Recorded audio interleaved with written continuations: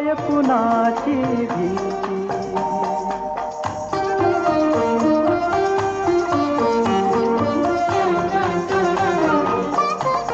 लाख संकट झेलून घेईल अशी पहाडी छाती. देव देसन धर्मा पायी प्राण घेतल हाती. सूर आम्ही सरदार आम्हाला काय कुणाची भीती. तुलसीदासाला बायकोचे वेड होते. त्याने काळोख्या रात्रीची, पुराची, प्रेताची, सापाची त्याला भीती वाटू दिली नाही. परंतु नंतर पत्नीच्या निर्भत्सनेने स्फुल्लिंग जागृत झाला. मनात विचार आला की या स्त्री देहावरील प्रेम इतके बल देते तर रामावरील प्रेम किती बल देईल. आणि तुलसीदासाचे जीवन बदलले. ध्येयवादामध्ये निर्भयता निर्माण करण्याचे अद्भुत सामर्थ्य आहे. ध्येय जितके व्यापक असेल तितकी निर्भयता स्थायी बनते. शरीराचा आणि मनाचा व्यायाम, ज्ञानाची उपासना, मी एकटा नाही ही जाणीव, ईश्वरावर श्रद्धा आणि त्यामुळे उत्पन्न होणारा आत्मविश्वास या निर्भयतेच्या किल्ल्या आहेत. उन्नतीचा गड ज्या व्यक्तीला अथवा समाजाला जिंकायचा असेल त्याला त्या हस्तगत करणे अत्यंत आवश्यक आहे. भीती ही पापातून उत्पन्न होते. पापी मनुष्य भित्रा असतो, पुण्यवान मनुष्य निर्भय असतो. दुसऱ्याला त्रास देण्यात आनंद मानणारा तो पापी, परोपकारात जीवनाची कृतार्थता पाहणारा तो पुण्यवान.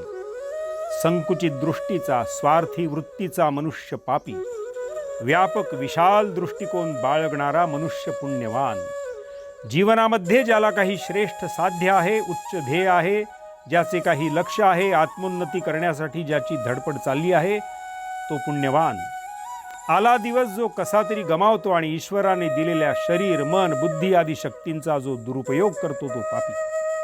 भीती ही अशा देहपूजक पापी लोकांना सर्वप्रथम ग्रासते. पाप हे दुर्बलतेतून उत्पन्न होते. अहंकारामुळे दुर्बलता उत्पन्न होते. अश्रद्धेमुळे अहंकार उत्पन्न होतो. अश्रद्धा अज्ञानातून उत्पन्न होते. भीतीची मुळे इतकी खोलवर रुजलेली असतात. या सगळ्या मुळांसकट भीती उपटून काढल्याखेरीज व्यक्तीची किंवा समाजाची प्रगती अशक्य आहे. व्यक्तिगत आणि राष्ट्रीय उन्नतीसाठी आज आम्हाला निर्भयता हवी आहे. आम्ही स्वतःच भारतीय म्हणवतो. भारतवर्ष हे आमच्या देशाचे नाव ज्या दुष्यंत पुत्र भरतावरून पडले तो भरत म्हणजे निर्भयतेचा पुतळा होता. सिंहिणीजवळ जाऊन तिच्या स्तनांना चिकटलेली तिची पिले बळाने दूर करून तिचे दात मोजणारा, तिच्या आयांशी खेळणारा, त्यांना थापट्या मारणारा, तिच्या शेपट्या ओढणारा असा हा भरत आहे ज्याचे आम्ही वंशज आहोत. निर्भयता आमचा वारसा आहे. सगळ्या जगाचा दाह करण्याची क्षमता असलेले हलाहल विष पिऊनच भगवान शंकर जगाला सुखी करू शकले व स्वतः महादेव झाले. जगाला सुख मिळवून देऊन स्वतः महान बनायचे असेल तर भगवान शंकरासारखी निर्भयता आम्हाला अंगीकारायला हवी. शंकर आमचे देवाधिदेव आहेत. आम्हाला त्यांचे खरे भक्त झाले पाहिजे. ते स्मशानात राहतात. आम्ही स्मशानाचे नाव काढताच घाबरतो. ते चिताभस्म धारण करतात. भूत प्रेत पिशाच हे त्यांचे सहचर असतात. मृत्युमुख सर्पाची त्यांची कंठभूषणे असतात. असे हे शंकर मूर्तिमंत निर्भयता आहेत. त्यांची ती निर्भयता अंगी बाणवणे हीच त्यांची खरी भक्ती होय. वयाच्या 10व्या वर्षी बालक ध्रुवाने उग्र तपश्चर्या केली. भयानक अरण्यात तो एकटाच जाऊन बसला. वाघ सिंहाच्या गर्जनांना तो भ्याला नाही.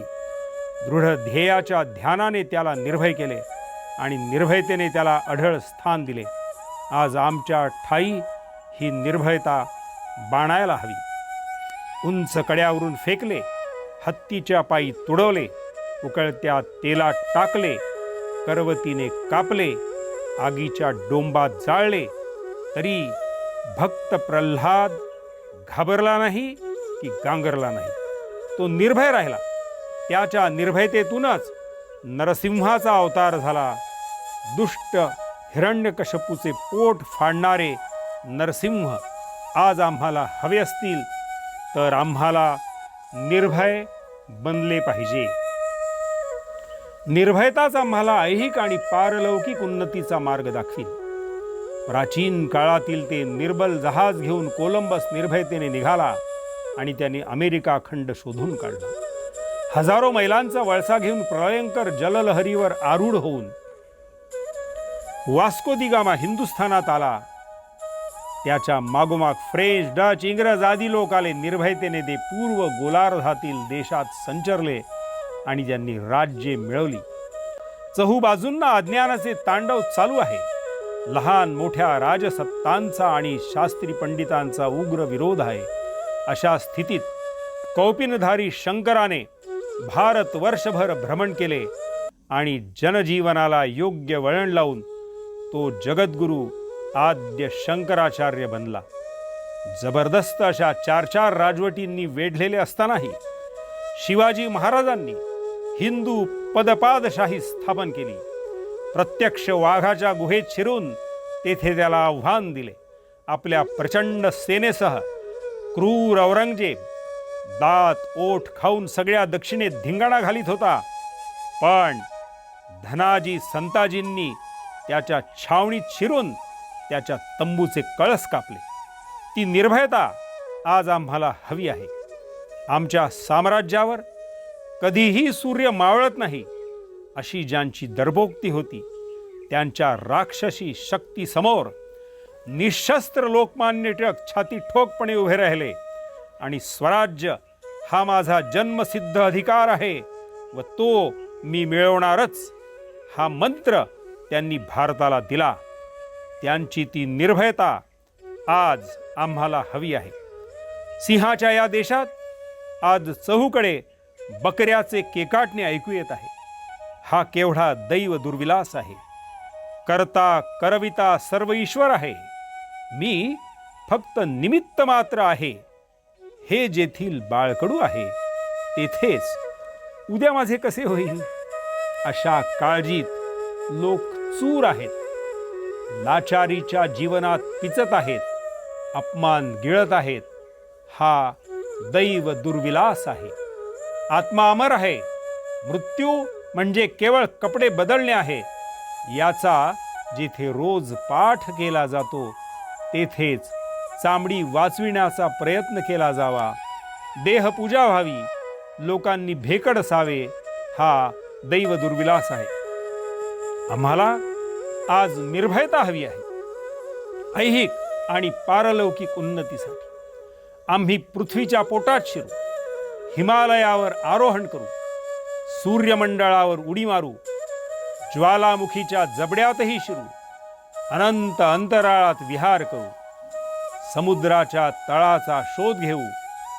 मरणाला तुच्छ लेखू. प्रचंड परिश्रम करून ज्ञानाचा अमृत कलश आम्ही प्राप्त करून घेऊ. त्यासाठी आम्हाला निर्भयता हवी आहे. कारण निर्भयताच सुखी, समृद्ध, ऐश्वर्यशाली, पवित्र आणि दैवी जीवनाचा मार्ग प्रशस्त करीत आहेत. प्राध्यापक प्र ग सहस्रबुद्धे यांच्या जीवनमूल्य पुस्तकातील ही निर्भयता आज आपल्याला त्याची थोडे थोडे दर्शन होत आहे.